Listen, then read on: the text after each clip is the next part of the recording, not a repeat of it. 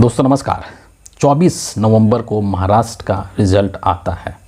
25 नवंबर को संसद का शीतकालीन सत्र शुरू होता है और प्रधानमंत्री को ये चीज़ भली भांति पता था कि 25 नवंबर को जब संसद का शीतकालीन सत्र शुरू होगा तो अपोजिशन पार्टी के जो लोग हैं वो कई सारे सवाल खड़े करेंगे, कई सारे मुद्दों पर चर्चा की मांग करेंगे।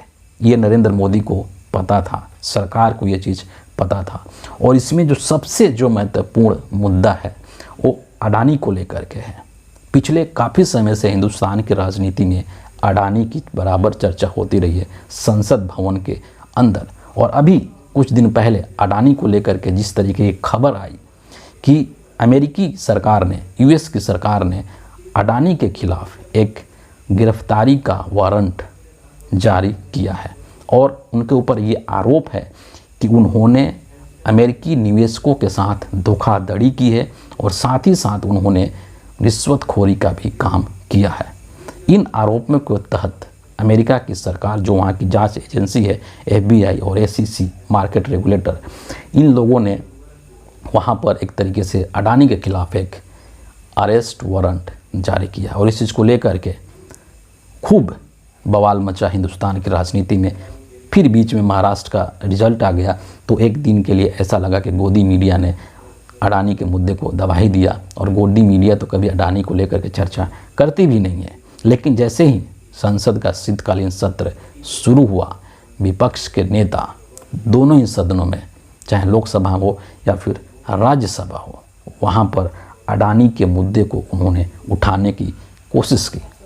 राज्यसभा के अंदर जो नेता प्रतिपक्ष हैं, कांग्रेस पार्टी के राष्ट्रीय अध्यक्ष मल्लिकार्जुन खड़गे, और उन्होंने नियम जो 267 है उसके तहत अडानी के मुद्दे को लेकर के चर्चा करने की मांग की और इसको एक बहुत ही सीरियस मामला बताया और इस पर डिमांड रखा। जो राज्यसभा के जगदीप धनखड़ साहब हैं, उपराष्ट्रपति और राज्यसभा के सभापति हैं, उनसे डिमांड रखा कि इस पर चर्चा होना चाहिए।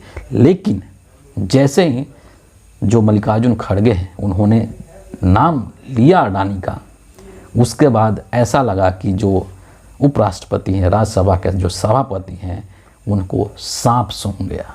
उन्होंने सीधे तौर पर खड़गे जी को ये बोल दिया कि इस पर आप जो कुछ भी बोल रहे हैं वो रिकॉर्ड में नहीं जाएगा। आप इस वीडियो को देखिए ध्यान से।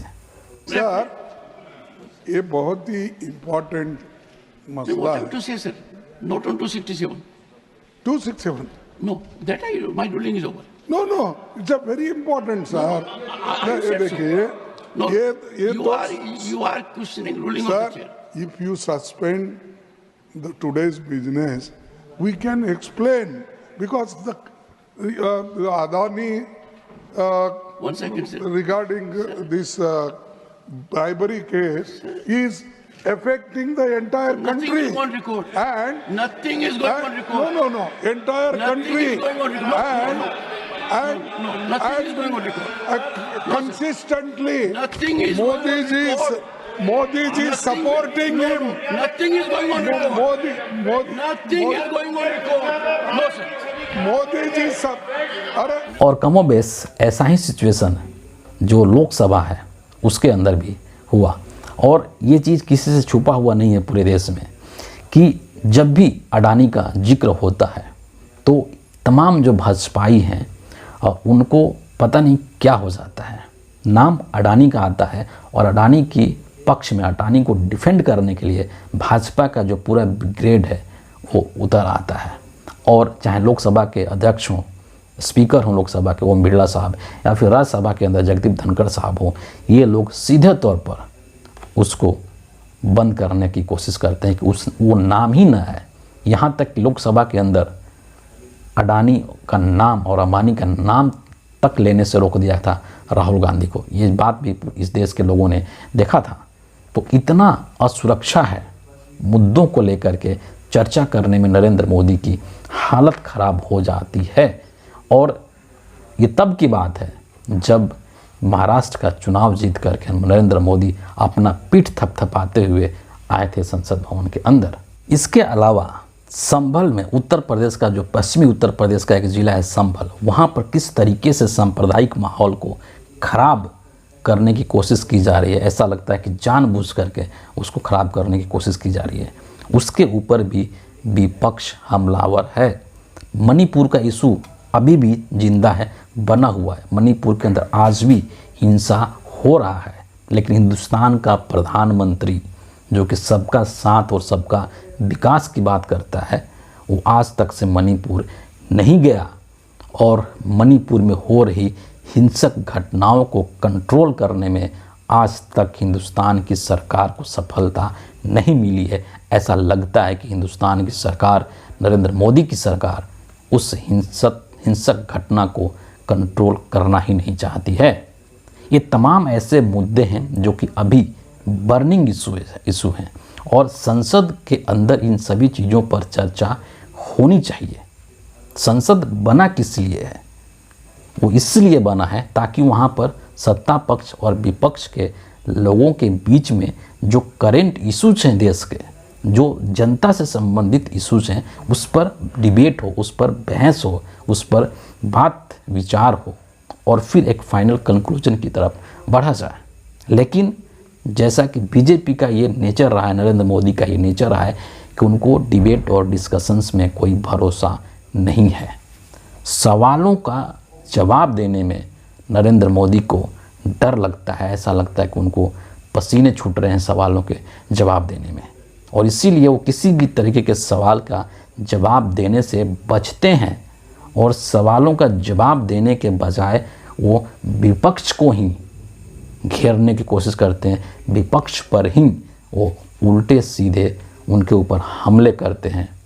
और आज भी उन्होंने वही किया संसद के अंदर, जब मणिपुर को लेकर के, संभल को लेकर के, जब अडानी के मुद्दे को लेकर के विपक्ष के लोग, अपोजिशन के लोग चर्चा करना चाह रहे थे, तो नरेंद्र मोदी ने विपक्ष का उपहास उड़ाने का कोशिश किया और एक तरीके से सीधे तौर पर उन्होंने राहुल गांधी के ऊपर टिप्पणी की, जो कि बीजेपी के लोग, भाजपाई लोग आजकल ट्विटर पर भी एक चला रहे हैं कि 80-90 चुनाव हारने वाले राहुल गांधी।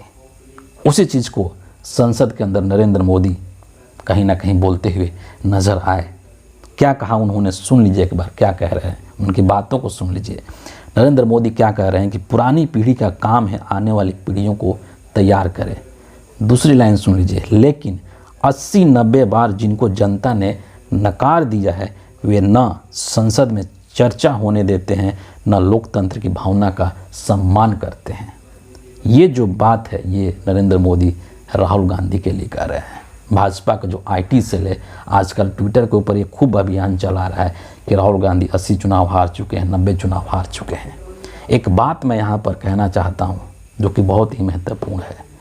राहुल गांधी और कांग्रेस पार्टी 80 चुनाव हार गए, 90 चुनाव हार गए या 100 चुनाव हार गए, लेकिन इसके बावजूद भी राहुल गांधी आज भी इस देश के जनता के सामने छाती चौड़ा करके खड़ा है। आज भी वो हिंदुस्तान के अलग अलग वर्ग के लोगों के साथ जा कर के मिलता है, उनकी दुख तकलीफ़, उनकी दर्द पीड़ा को सुनता है और उसका सलूशन खोजने का, उसका उपाय ढूंढने का आश्वासन देता है। जानते हैं क्यों? क्योंकि राहुल गांधी एक सच्चा व्यक्ति है, एक ईमानदार व्यक्ति है।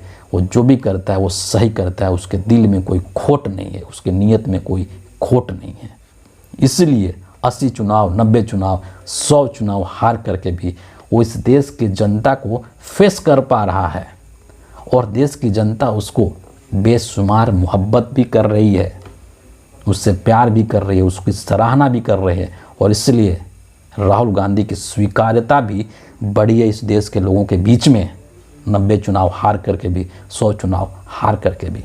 लेकिन दूसरी तरफ इस बात को भी आपको नहीं भूलना होगा कि नरेंद्र मोदी, जिनकी वाहवाही इस देश के गोदी मीडिया करती है, जिनको लेकर के गोदी मीडिया के लोग ढोल नगाड़े पीटते हैं, जिसको कि विश्व गुरु कहा जाता है, जिसको कि यशस्वी कहा जाता है और न जाने क्या क्या उपाधियां गोदी मीडिया के लोग मोदी को देते हैं।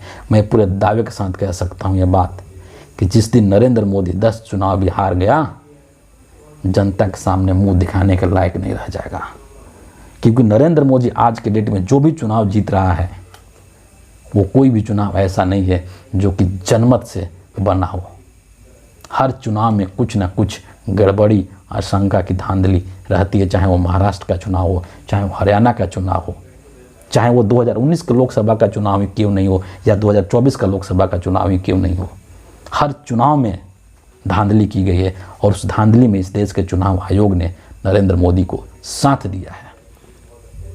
तो नरेंद्र मोदी जिस दिन 10 चुनाव भी हार जाएंगे, जिस दिन लोकसभा का चुनाव नरेंद्र मोदी हार गए, उस दिन नरेंद्र मोदी का पूरा जो कुकर्म है वो इस देश के सामने खुल करके आ जाएगा और फिर यही नरेंद्र मोदी इस देश के जनता के सामने आंख नहीं मिला पाएंगे। ये नरेंद्र मोदी का हकीकत है और ये हकीकत एक ना एक दिन खुलेगा, ज़रूर खुलेगा। सिर्फ समय का इंतज़ार कीजिए। और जितने भाजपाई हैं, बीजेपी की जो IT सेल के लोग हैं, जो तमाम जो गोदी मीडिया के लोग हैं जो कि चरण वंदना कर रहे हैं नरेंद्र मोदी की, इन सब के मुंह पर कालिक भी पूत जाएगी उसी दिन। बस थोड़ा वक्त का इंतज़ार कीजिए, थोड़ा समय का इंतज़ार कीजिए। तो फिलहाल इस वीडियो के लिए इतना ही है।